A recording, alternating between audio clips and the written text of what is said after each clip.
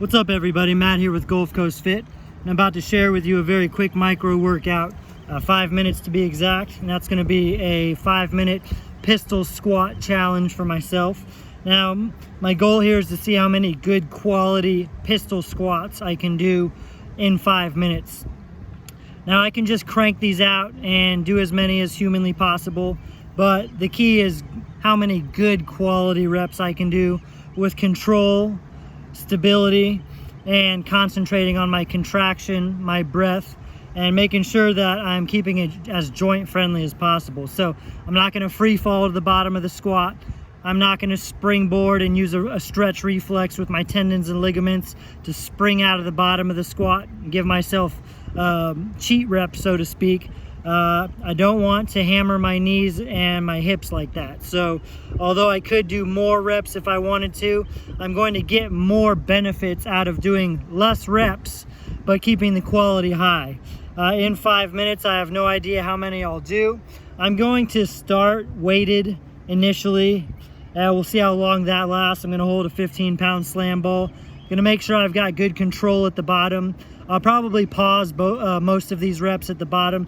And typically, I haven't done pistol squats in a long time, but historically, I would do dead stop pistol squats from the ground where my butt is on the ground and I would stand up with one leg from the ground. My rep would start and stop from the ground, just like I like to do with push-ups, dead stop push-ups. But for this challenge, I would not be able to do very many dead stop pistol squats from the ground in 5 minutes at all. That takes a great deal out of you. You don't have a lot of good reps, or I don't, when it comes to that type of variation. So I'm going to start from the top weighted, and I think I'm going to go with doubles. I may switch up how I execute these. I'll try to keep count in my head, but again, at the end of the day, how many I do, it doesn't really matter. It's that I'm getting as much good quality work in 5 minutes as possible. And 5 minutes isn't long, but with an exercise like pistol squats that's so demanding on recruiting your core, your glutes, your hip flexors, abs, obliques, lumbar spine, all of everything that's not your extremities. In this case, I am working my extremities too, but it's a very demanding core exercise. One of the best exercises for developing core recruitment, how aggressively you can engage your midsection in sync with whatever the task is that you're performing. So I'm gonna put 5 minutes on the clock. We'll see what happens. I might fall over on some of these. I might ditch the ball sooner than later.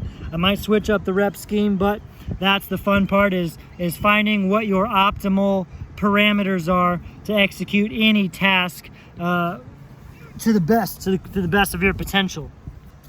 So let's see how this goes.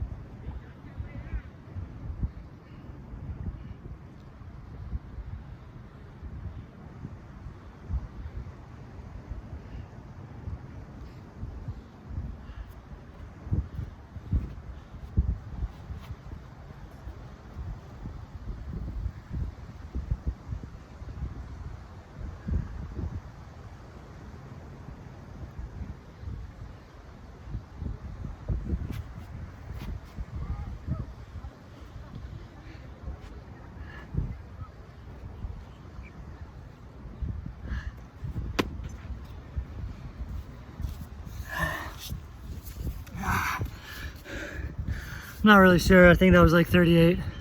I'll have to watch the video and see. But as slow as I was going, I worked up a great deal of fatigue. My stabilizers were giving out. A lot of ankle inversion and eversion adjustments going on. I really like that about pistol squats, especially in the sand. Everything's harder and more layered in the sand, and I like using terrain to make some as an intensity technique. 38, happy with that. I had no idea how many I'd do, but again, it doesn't matter. I felt good and strong with the ball, so I just didn't ditch it. It acts as a good counterbalance as well. So you're heavier, but it helps balance you out a little bit. As you can see, I played around with my position where I was standing. I'm on a slope here, so I like to challenge my stability from side to side. So if I wanted to go for sheer volume, sure, I could have, I suppose I could have cranked out another 10, 12 more reps if I just went faster, but more isn't better, better is better. And I always want to get as much benefit as I can out of each and every rep of each and every set. Remember, every repetition that you do is either an opportunity to refine your skills and move forward, or if you get a little overzealous, a little egotistical, it's really a step backwards. We're always working on ingraining good quality motor patterns, fine-tuning and refining our skills. Strength is a skill, and if you do it sloppy, that's how your body learns it, and you're taking a step backwards, and you're also taking a toll, heavy toll on your body. You'll notice I didn't springboard or use a stretch reflex out of the bottom of any of those reps. That's so that I could get the benefit of stopping, stabilizing, and recommitting to recruiting my core in conjunction with applying force through the ground to budge myself up from a standstill. So it's not impressive to do rebounding pistol squats, in my opinion, and it's just kind of dumb to do. Your knees don't deserve that type of trauma. It's just like dunking a basketball off of a trampoline is not too impressive, but that's just my opinion. So I'm the type of person who likes to take the hard route if it renders more benefits. I'm a bit of a purist when it comes to fitness, so I don't take the path of least resistance. If anything, I try to find the path of most resistance when it comes to resistance training, no pun intended. But give that a try.